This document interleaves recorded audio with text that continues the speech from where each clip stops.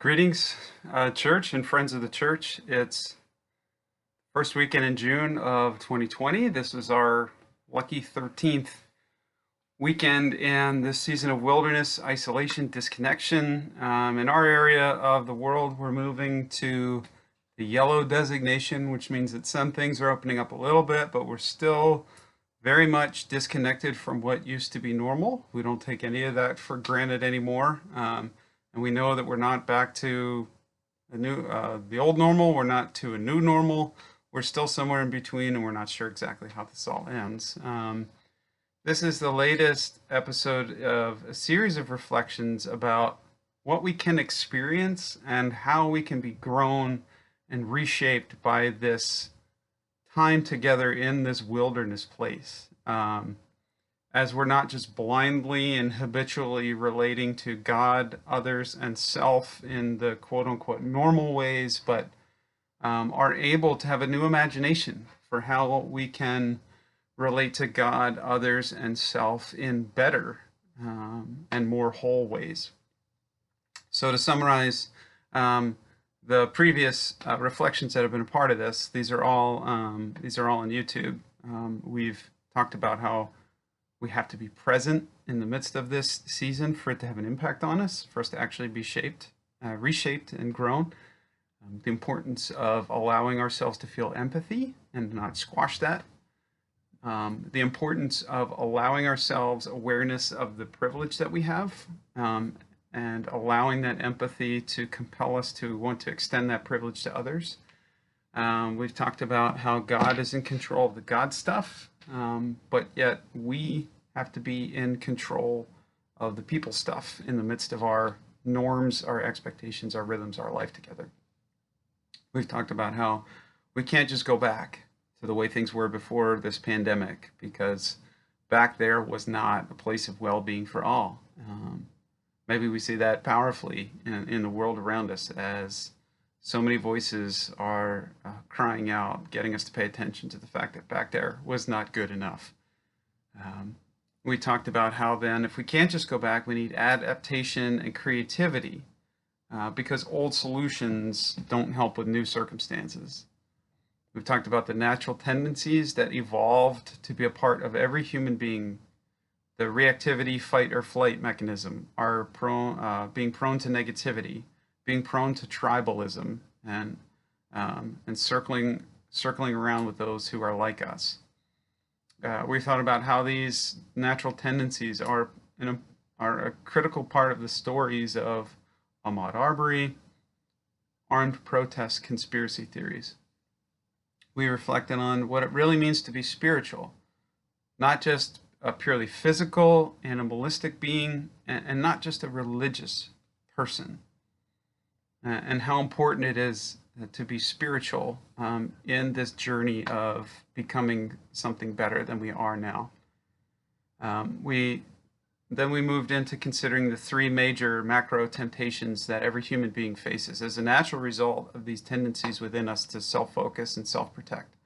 The first was about the relationship to the self, and to elevate the self above all else, to believe this temptation that life is all about the pursuit of my own needs, my desires being met, me being protected. And in the last episode, we considered second temptation, to seek power and authority over and against others in our relationships with others, to seek advantage and privilege rather than equality and justice in those relationships. Now, in this episode, we're invited to consider the third of these three major macro temptations that come out from these human tendencies.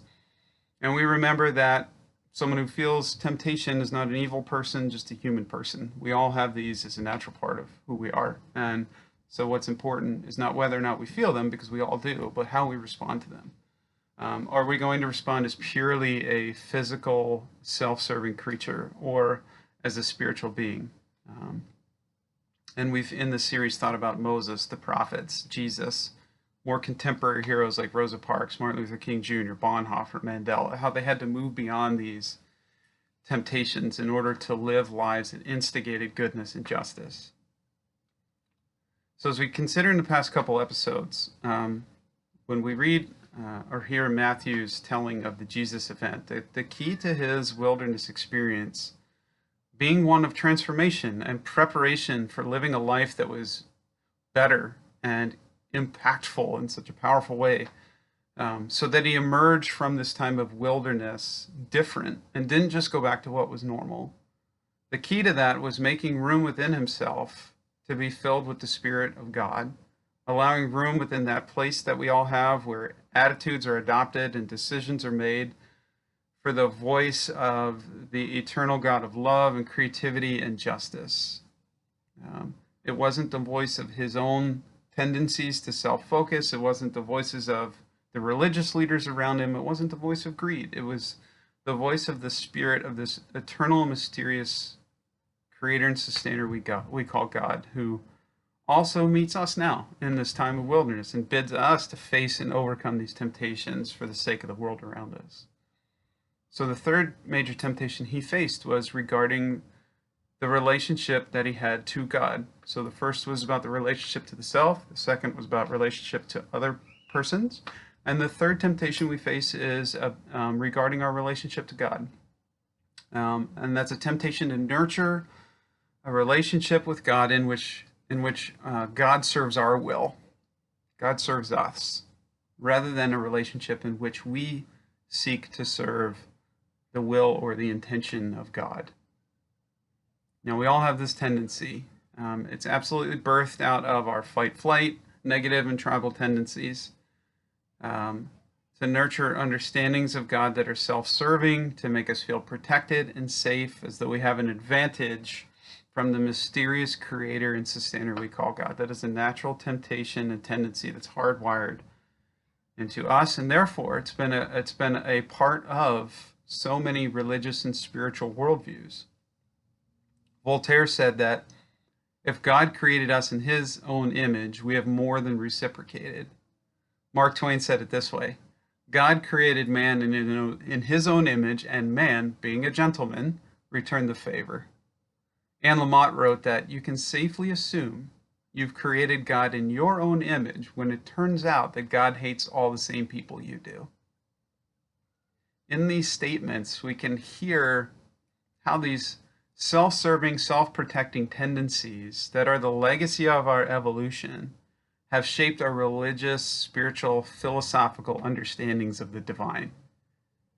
I'm afraid for the eternal well-being of myself or my tribe, and I can't run or fight away that fear. So what do? I make sure that my God understanding works for me. When Jesus was in the wilderness, this temptation presented itself when the voice that opposes God's will put this idea inside his spirit that he ought to go up to the top of the temple and jump off. And the rationale came from the scripture. God will command his angels to protect you. On their hands, they will bear you up so that you will not dash your foot against the stone. And Jesus' response was, do not put the Lord your God to the test. So this word for put to the test in Greek is a compound of two words, the word for out from and the word for test out thoroughly or to the extreme. It's about pushing the envelope, testing the boundaries until you've exceeded them, moving out from and beyond them. It has this sense that the measures are improper and that the pushing takes one beyond the appropriate and reasonable limits. Maybe we know the difference between appropriate testing of boundaries for the sake of learning them and inappropriate measures designed to break and transcend the boundaries. My kids have an inherent natural tendency, as all kids do, to test boundaries so that they know they're loved and safe. But sometimes they inappropriately test those boundaries. They push in a way that's an inappropriate attempt to get me to favor them or to spoil them or to in some way meet their desires in an unfair or an unhealthy way. They try to make me into something that I am not. Instead of allowing me to be their father who looks out for their well-being and does what is best for them and their sisters and the whole household, they try to push me beyond those boundaries and turn me into something else, an enabler of their quest for privilege over and against their sisters, or trying to turn me into a servant or a genie who caters to their desires. The story of Jesus in the wilderness is not about the inherent and natural testing of God's love and loyalty so that it makes us feel safe in relationship with God as God is. This story is about the temptation to inappropriately test the boundaries and nature of God in an attempt to get God to favor, spoil, or otherwise meet our desires in unfair and unhealthy ways. This temptation is about our attempts to make God something that God is not, moving God beyond the boundaries of what God is.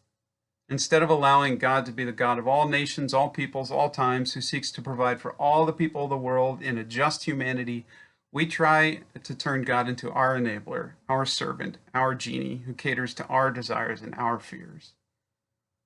Throw yourself down, says the voice. We all know gravity exists. We know that God made it so that it treats everyone the same. But this voice says, God will make a special exception for you. Even though gravity pulls everyone down, God will send some angels so that you are spared from what would happen to everyone else given the circumstances. You can turn God into someone and something other than what God is, says this temptation. You can turn God into a divine being who treats you with special favor instead of treating you the same as everyone else. This temptation may not show up in our lives in the same way. We may not be tempted to climb to the top of buildings and to jump, to turn God into a divine being in force of conditionality and favor rather than an unconditional force of love and provision and sustenance. But we are tempted in so many ways to turn God into a conditional being for so many other reasons. To believe that God has a different relationship with us, that we have a different standing before God, that we have favor with the creator and sustainer we call God, but that others don't. And when we fall to this temptation, it becomes our excuse for being conditional in our relationship to others and to treat others differently. When we fall to this temptation and we think God loves us more, affirms us more, condones us more, gives us permission to be over and against others more, then we have turned God into something that God is not. When Constantine claimed God as the enabler of the empire, that was turning God into something that God is not. When the Church of the Middle Ages became its own empire and crusaded under the banner of God's permission, that was turning God into something that God is not. When the church endorsed and instigated white exceptionalism, colonialism, slavery, and the extermination of native peoples that they labeled as satanic and godless, they turned God into something that God is not. They went way beyond the boundaries. Today, when the people of the church enable and turn a blind eye to paternalism, greed, homophobia, systemic racism, xenophobia, poverty, a sinful and ungodly widening gap between the wealthy and the poor, we are turning God into something God is not. We have tested too much, we've pushed too far, and it's been wholly inappropriate. And now we find ourselves beyond the boundaries of what God really is. And that distorted understanding of God has given us misguided permission, phantom permission to treat others with conditionality and favor and prejudice. That is not God.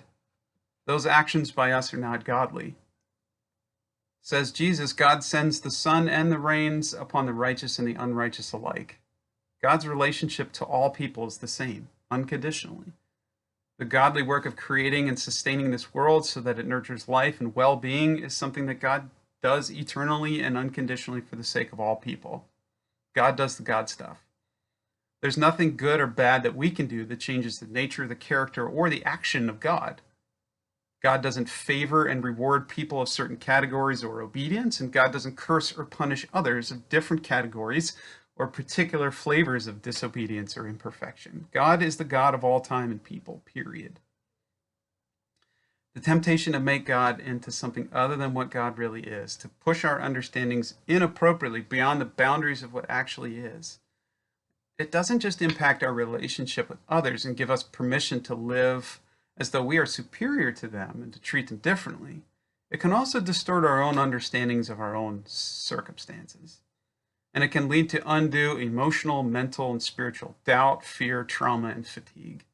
Not only can it overinflate our ego, it can also unnecessarily crush and deflate our ego. If we make God into something God is not, a God who either rewards or punishes based on our goodness, our deservedness, our ability to do it right, then when something about life is imperfect or hard or disappointing or traumatic, we're going to think that we earned and deserve that. We're going to think that we're not good enough to deserve good things in life. We're going to think that there's something wrong about us or missing or lacking that brought about that punishment in our life. What did I do to deserve this, we ask, which not only inappropriately turns God into something God is not, because God would never do that to anybody on purpose, but also it makes us unnecessarily angry. It makes us unnecessarily primed to judge and fight and label as enemy those we think are being rewarded. And it unnecessarily distorts our sense of self-worth, harming our emotional, mental, and spiritual well-being. And maybe we all know how we each respond when we struggle emotionally, mentally, and spiritually with our sense of self. Some isolate, some drink, some eat, some just get angry and violent. And this is all pain. And this is all a lack of holistic health that can be avoided by resisting this temptation.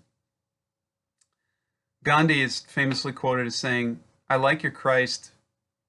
I do not like your Christians. Your Christians are so unlike your Christ."